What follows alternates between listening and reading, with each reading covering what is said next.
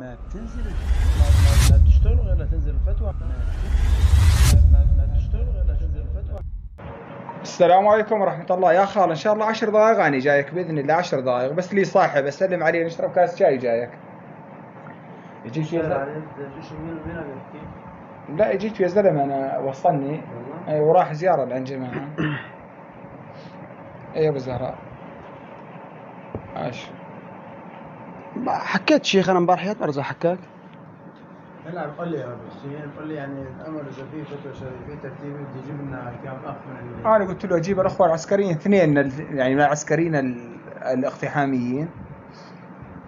في مجموعات الحراس جاي يقول لي الشيخ نجيبهم ضمن ترتيبه. حراس الدين المجموعة ايه عنده مجموعتين 20 واحد 30 واحد. ايه هذول يعني 7 هذول جايين مغنم يعني هم لا قصده على العمل العام العمل يعني إيه؟ العمل العام بشكل عام. ايه هذول جاي ما فيهم الان يعني لا لهم ترتيب يعني. يا شيخ خلق انا بس سؤال هذا بدي اسمعه منك. العمل راح يكون عليهم نكسر ظهرهم ولا دغدغه ونضل راجعين؟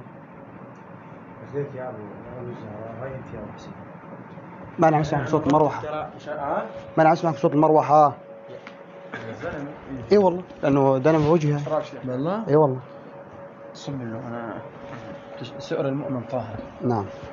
المهم اقول لك شغله مشان ما اقول بجوز كل هالعمل ما يزبط، وبجوز بيوم وليله يفتح بجوز يفتح يوم الله وليلة يفتح. عليه.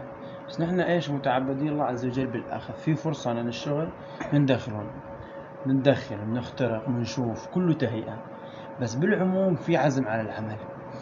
بكذب عليك وبقول لك خيوطه كلها اكتملت. اكيد لا. لو خيوطه كلها اكتملت كان بدأنا، لكن انا عبوصل الليل مع النهار وما عبترك جهد وببذل طاقة لانه انتم كنتوا تعرفوا شغله هاي راح نكون يعني. بتمنى لأبعد حدود الحكي يعني ما ينحكى فيه ابدا. اعوذ بالله راح نفوت لا يا احنا شيخ. يعني على حياتنا. انت ما مشكلتك في ضبط ابو زفت، مشكلتك في ردات الفعل. ما انت ما اكبر ردة فعل بتتخوف منها الاتراك لا اتراك ادواتهم ضعيفة على الارض. هاي الحقيقة. الهيئة ايش هيئه. الهيئه تحالف وهن معها؟ ايوه بدي اقول لك اياها. اذا دخلنا الهيئة من ضمن الادوات وهي كذلك فهي اكبر خطر. لذلك نحن كمان بدنا كنا مرتبين امورنا للتصدي للهيئة، وهذا امر ما هو معقد. انا شرحت لاخونا ابو حسين في هذا الموضوع عم ينشغل عليه. فهاي الخطوط كلها بدها تكتمل يا جماعه. لازم نعرف شغله وحده، انه نحن ما عم نحكي بازاله مفسد ولا صد مفسد، نحن عم نحكي باعاده احياء ثوره كامله واعاده روح جهاد كامله واعاده ترتيب المنطقه بكل ما تعنيه الكلمه من معنى. ما بعدها يعني لن تكون يعني ليش عم اقول لكم يعني امر ما هو هذا بده حتى بده شغل بالليل. شو شغل بالليل؟ نعم. يعني الواحد يقعد قبل الفجر ويدعي الله عز وجل ويتبتل الى الله عز وجل. عندنا هذا المفتاح، يا بنحيا ثورتنا يا كبر عليها بعدها ان شاء الله. نحن امام استحقاقات كبرى. امبارح واحد منهم عم يقول لي لك يا اخي ابو عمشي ما في غير ابو عمشي. ولا قلت لك يا زلمه انا ما عندي فوبيا من ابو عمشي، بس بحمد الله انه في ابو عمشي. قل لي ليش؟ قولوا لي ليش؟ نحمد الله عز وجل انه في ابو عمشي. وهذيك المره لما طلع خبر انه معتقل لك والله خفت ما بدي يعتقل. انا بقول لكم ليش ثورتنا واضحه انه سياسيا رايحه باتجاه مصالحه مع النظام. اهم حلفاء هيك عم يصرح وما تراجعوا عن التصريحات. في الداخل فساد عريض، فساد في ادلب مشروع قاديروف، وفساد هون يا عم وطم. شفتم حدث امبارح لحاله بكافي. صار عندنا يقين لا يمكن التغيير إلا بالقوة. هالصادقين اللي نحسبهم على خير واللي حاملين القضية وصلوا لعقيدة يقينية إنه لا تغيير إلا بالقوة.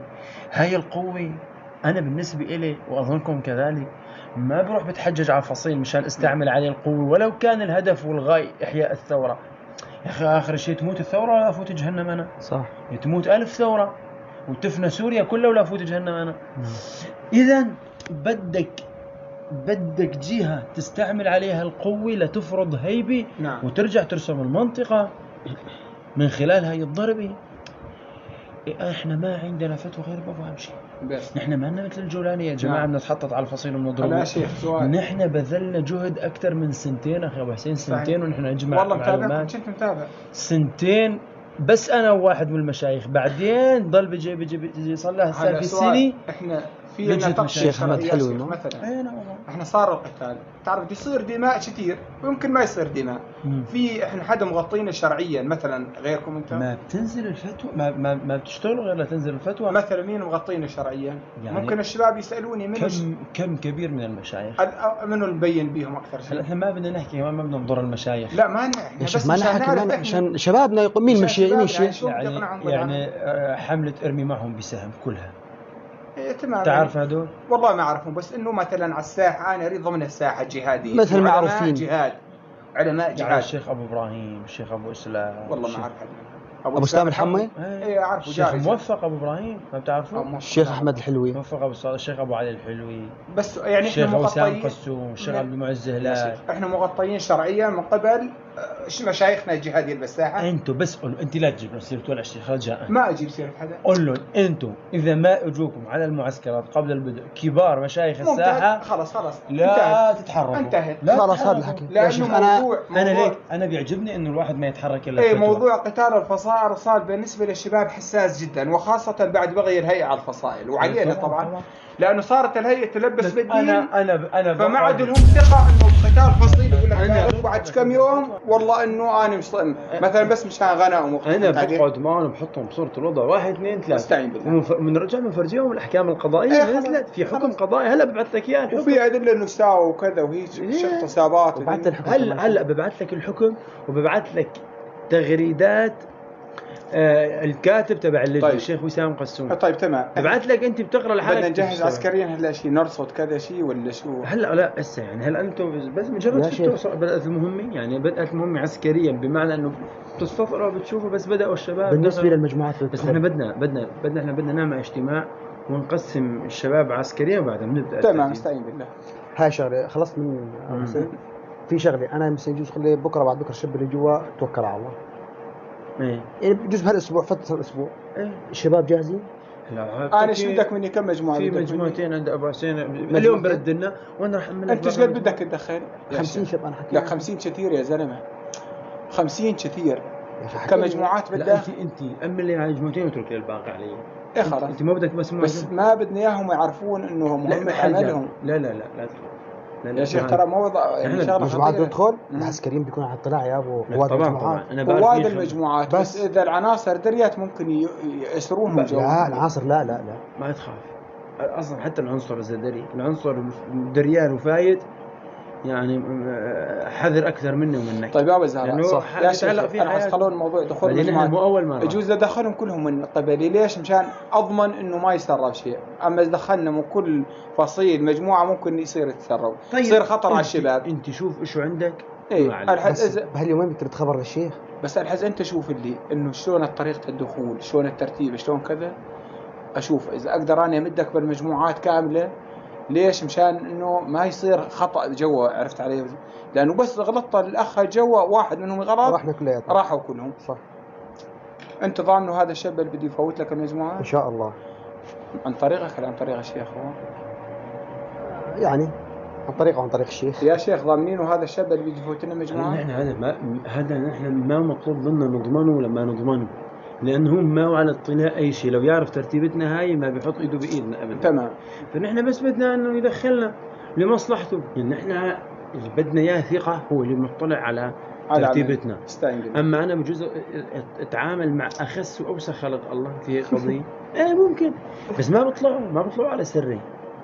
تمام. هذا الزلمه فقط انه بدي يزكي، بدي ينتفع له بكام ليره، نعطيها الكام ليره عادي، ننطي مثل بعضها يعني ما في مشكله. يعني بكره تاخذ لك مسلم 10 جراز زيتون وطالع كل التكاليف. والله نحن مدورين اقسم بالله لا عن مال ولا لو بدنا مال. مرت علي يا شيخ تعرفوا من كنا عند الدوله قسم بالله كنت عسكري هيك الدولارات، بس يشهد الله شنو الليره ما حطيت بجيبي ليره.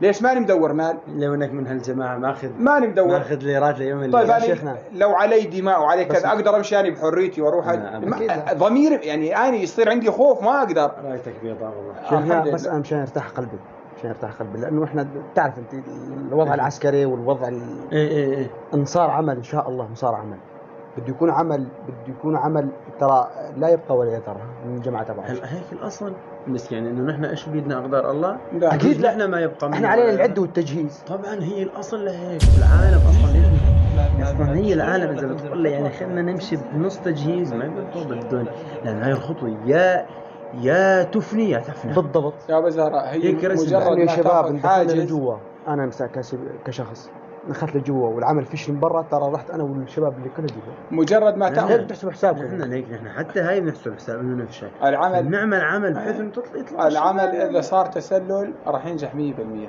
لانه هو مسكر لك طرقات الزفوه الكذا هي. اما بس صار تسلل له زارع الغام وله زارع شيء ولا ابدا. لا مطمئن، وهذا الامر مع الوقت راح انت نستطلع تكسر هيبه المنطقه بكثر الدخول والخروج والاستطلاع والتطليع هون وهون. بس ما نسيت يوم استطاع انا من واحد الناس فتنا باولها وطلعنا الاخر خيا ولا واحد ما حد شاف. اتذكر فشلون اذا دخول بالليل بمجموعات تسلل ومجموعات ثابته عقيده وكذا وهي. صح.